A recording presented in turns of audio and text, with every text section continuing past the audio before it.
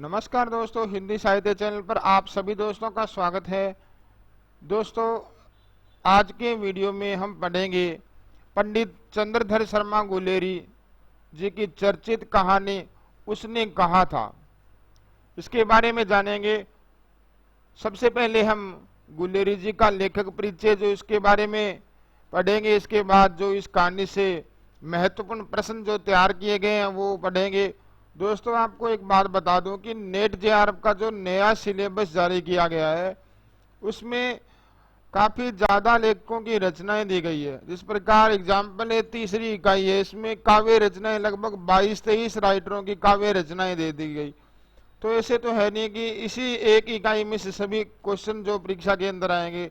हालांकि आप जानते हो कि सब्जेक्ट में 100 प्रश्न होंगे तो उनमें सभी टॉपिकों से मिक्स किए हुए प्रश्न पेपर के अंदर आएंगे। तो आपको वही सामग्री पढ़नी है जो काफी चर्चित हो, उसी से क्वेश्चन आने की ज्यादा संभावना है। हालांकि इतने कम समय में पूरे सिलेबस की तैयारी करना मुमकिन नहीं है, फिर भी आप सबसे पहले तो उन्हीं चीजों को पढ़ोगे जो आप कवर कर सकते हो। ऐसे नहीं है कि ये 22-23 जो राइटरों की काव्य रचनाएं जो इकाई नंबर 3 में, इनको पढ़ते रहो और उसके अलावा जो इकाई वो पूरी भी ना हो। तो कम से कम आपको सिलेबस एक बार मेन जो टॉपिक के विषय पर पूरा हो जाना चाहिए, तो आपको कोई भी दिक्कत नहीं होगी इस एग्जाम को क्लियर करने में। दोस्तों, शुरुआत करते हैं लेखक परिचय से। उसने कहा था फ्लैशबैक पद्धति की जो हिंदी की चर्चित कहानी थी, उसने कहा था। फ्लैशबैक पद्धति का साधारण सा अर्थ ये समझिएगा कि कहानी में लेखक पिछली घटनाओं के साथ जो वर्तमान या आगे की घटनाएं हैं वो भी इसमें जोड़ देता है। तो ये फ्लैशबैक पद्धति कहानी जो मानी जाती है। पंडित चंद्रधर शर्मा गुलेरी का जन्म 1883 ईस्वी में हुआ था। हिंदी कहानी के उल्लेखनीय हस्ताक्षर है।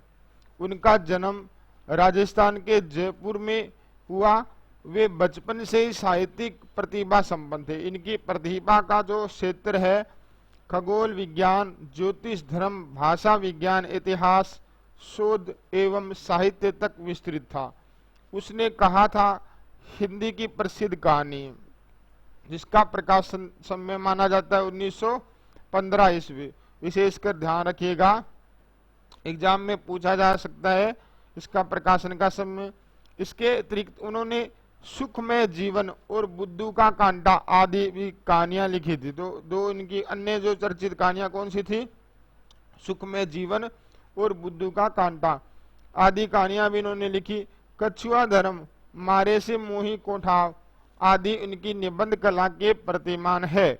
उन्होंने मासिक पत्र समालोचक का संपादन किया और वे नागरी प्रचारणी सभा काशी के संपादक मंडल में भी रहे। 39 वर्ष की अल्पायु में उनका निधन हो गया था। जो ये कहानी है उसने कहा था प्रथम विश्व युद्ध 1914 से 1918 ईस्वी की पृष्ठभूमि पर लिखी गई एक मार्मिक कहानी है। तो दोस्तों ध्यान रखिएगा, क्वेश्चन इस प्रकार भी पूछा जा सकता है कि प्रथम विश्व युद्ध की पृष्ठभूमि पर लिखी गई कहानी। तो आपका जो सही उत्तर होगा उसने कहा था, जिसका कथानक प्रेम, त्याग और कर्तव्य निष्ठा को केंद्र में रखकर बुना गया है। अमृतसर के बाजार का दृश्य, बालक बालिका का बाल सुलभ निश्चल प्रेम और महायुद्ध का वातावरण और लहना सिंह के आत्मोत्सर्ग आदि के वर्णन में गहरा मनोवैज्ञानिक पुट है। यह कहानी प्रारंभिक चहल पहल से लेकर प्रेम और कर्तव्य का विकट पथ पार करती हुई मृत्यु शैया पर समाप्त होती है। यह उत्सर्ग प्रेम वेदनाजनक नहीं बल्कि कर्तव्य की प्रसन्नता है। आंचलिक शब्दों के साथ साथ यथार्थ वर्णन एवं उत्कट भाव व्यंजन से यह कहानी हिंदी साहित्य की विशिष्ट धरोहर बनी हुई है। तो दोस्तों, अब हम इस कहानी के जो महत्वपूर्ण प्रश्न जो तैयार किए गए उसके बारे में देखेंगे। सबसे पहला प्रश्न है दोस्तों, और मैं यही आशा करता हूं कि इन्हीं क्वेश्चनों में से आपको एक क्वेश्चन नेट जेआरएफ की परीक्षा में इस कहानी से जरूर मिलेगा। तो ध्यान से पढ़िएगा और अपने रजिस्टर में भी नोट कीजिएगा। कछुआ धर्म, जो पहला क्वेश्चन है कि उसने कहा था कहानी का प्रकाशन कब हुआ था?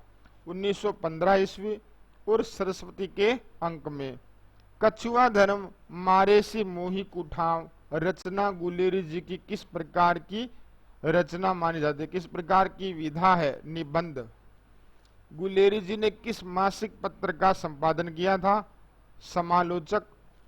उसने कहा था कहानी की पृष्ठभूमि है, तो इस कहानी की पृष्ठभूमि क्या है? प्रथम विश्व युद्ध 1914 से 1918 ईस्वी। अगला क्वेश्चन है सुखमय जीवन और बुद्धू का कांटा कहानी किनकी है? गुलेरी जी की। दोस्तों ध्यान रखिएगा, आपके लिए ये वीडियो जो बहुत ही महत्वपूर्ण साबित होने वाले हैं नेट जेआरएफ हिंदी के एग्जाम के लिए। तो दोस्तों आप इस वीडियो के लिंक को ज़्यादा से ज़्यादा अपने हिंदी मित्रों को शेयर कीजिएगा, और अगर आप हमारे YouTube चैनल पर नए हैं तो हमारे YouTube चैनल को सब्सक्राइब कर लीजिएगा, और सब्सक्राइब जो बटन के नज़दीक बेल आइकॉन है उसको भी दबा दीजिएगा ताकि आपको नई वीडियो की नोटिफिकेशन मिल सके। अगला क्वेश्चन है दोस्तों अर्थ लिखें। तो कुछ ये जो पंक्तियां ये इस कहानी में इनका अर्थ क्या है, जो पंजाबी भाषा में इनका जो यूज किया गया है? हट जा जीने जोगिए, इसका अर्थ क्या है? कि तू जीने योग्य है। हट जा कर्मा वालिए, इसका अर्थ क्या है? कि तू भाग्यशाली है। हट जा पुता प्यारिए, इसका अर्थ क्या होगा? पुत्रों को प्यारी है। तो ये पंजाबी पंक्तियां कुछ ली गई है इस कहानी में, तो इसका जो हिंदी अनुवाद आपको बताया गया है। तो आ सकता है क्वेश्चन इस संदर्भ से भी। लड़का बाजार चौक में अपने मामा के लिए क्या लेने आया था? मामा के केस धोने के लिए दही लेने आया था। लड़की बाजार क्या लेने आई थी? रसोई के लिए बढ़िया। पात्र परिचय देखिएगा। इस कहानी में सूबेदार कौन है? हजारा सिंह। सूबेदार कौन है? हजारा सिंह। और पलटन का विदूषक कौन है? वजीर सिंह। बोधा सिंह जो हजारा सिंह का बेटा है, और लहना सिंह जो मुख्य पात्र है कहानी का। हिंदी की प्रथम व सर्वश्रेष्ठ कहानी उसने कहा था कहानी में किस शहर का वर्णन है? अमृतसर शहर का वर्णन है। लहना सिंह को कहां तैनात किया गया था? यूरोप के किसी मोर्चे पर। मरने से पहले लहना सिंह ने वजीरा को क्या समझा? अपना भाई कीरत सिंह। स्वयं घायल होते हुए भी लहना सिंह ने किसकी रक्षा की थी? हजारा सिंह व बोधा सिंह की। फ्लैशबैक पद्धति में लिखी गई हिंदी की प्रथम सर्वश्रेष्ठ मौलिक कहानी है। कौन सी है दोस्तों? उसने कहा था लड़ाई के मामले जमादार या नाटक के चलाए नहीं चलते, बड़े अफसर दूर की सोचते हैं। यह कथन किसका है? सूबेदार हजारा सिंह का।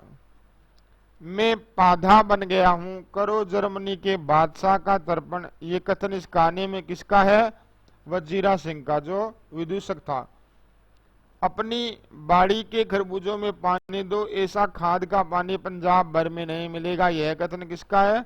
लहना सिंह का। हाँ देश क्या है? स्वर्ग है। मैं तो लड़ाई के बाद सरकार से 10 गुमा जमीन यही मांग लूंगा, ये कथन इस कहानी में किसका है? वजीरा सिंह का। भाई कीरत सिंह की गोदी में मेरा सिर होगा और मेरे हाथ के लगाए हुए आंगन के आम के पेड़ की छाया होगी, ये कथन इस कहानी में किसका है? लहना सिंह का। लपटन साहब ने लहना सिंह को नीलगाय के सींग कितने आकार के बताए थे? 2 फुट 4 इंच के। क्यों लहना? क्या क़यामत आ गई है? जरा तो आंख लगने दी होती, कथन किसका है? वजीरा सिंह का। उसने कहा था कहानी का मुख्य जो नायक कौन है? जमादार लहना सिंह। अतर सिंह की बैठक में वे मेरे मामा लगते हैं, यह शब्द किसने कहे थे? लड़की ने। कहानी में जो युद्ध किस भूमि पर होना बताया गया है? फ्रांस और बेल्जियम। हटो बादशाह, यहाँ बादशाह शब्द का अर्थ क्या है? बादशाह का अर्थ क्या है यहाँ पर? बादशाह। फ्रांस और बेल्जियम 68वीं सूची मैदान में घावों से मरा, नंबर 77 सिख राइफल जमादार किसके लिए कहा गया था? लहना सिंह के लिए। उसने कहा था कहानी में शुरुआती दौर में लड़का व लड़की की उम्र कितनी होती है? लड़के की तो 12 वर्ष, जब वो अमृतसर के बाजार में मिले थे। लड़की की उम्र कितनी होती है? 8 वर्ष। कहानी में आए छई नाम का सार्थक अर्थ कहानी के अनुसार क्या है? संस्कृत कवियों का दिया हुआ नाम छई चांद के लिए। एक बेटा है, वह भी फौज में, और होते तो उन्हें भी फौज में भेज देती। ऐसा किसने कहा था? होरा ने, जो सूबेदारनी की पत्नी थी होरा। लाड़ी होरा को भी यहीं बुला लेंगे, या वहीं दूध पीने वाली फिरंगी में। लहना सिंह के कथन में भाव निहित है। किस प्रकार का भाव निहित है इस कथन में? उपहास। उसने कहा था कहानी किस प्रकार के दोस्तों? चरित्र प्रधान। बिना फेरे घोड़ा बिगड़ता है और बिना लड़े सिपाही। कथन किसका है? लहना सिंह का। उसने कहा था कहानी की भाषागत विशेषता क्या है? आंचलिक शब्दों का प्रयोग। अब देखेंगे इस कहानी के अंदर जो शब्द आए, कुछ उनका अर्थ देखेंगे। बादशाह शब्द है इस कहानी में, इसका अर्थ क्या होता है? बादशाह। ओबरी जो शब्द है इस कहानी में, इसका अर्थ क्या है? अंदर का घर। और पाधा शब्द है, इसका अर्थ क्या होगा? पुरोहित। तिमियों क्या अर्थ होगा इसका? औरतों। चितौनी, चितौनी का अर्थ क्या होता है? चेतावनी। और उद्यमी का अर्थ शरारती। एक पारसाल शब्द आया है, तो पारसाल शब्द इसका अर्थ क्या होगा? विगत वर्ष अर्थात पिछले वर्ष। तो दोस्तों आज हमने इस वीडियो में उसने कहा था कहानी के जो महत्वपूर्ण प्रश्नों को पढ़ा, जो कि किसी भी एग्जाम विशेषकर नेट जेआरएफ हिंदी के नए सिलेबस के अनुसार ये जो प्रश्न आपके लिए तैयार किए गए हैं। दोस्तों आज के वीडियो में इतना ही, जल्द मिलते हैं इसी कड़ी में। धन्यवाद।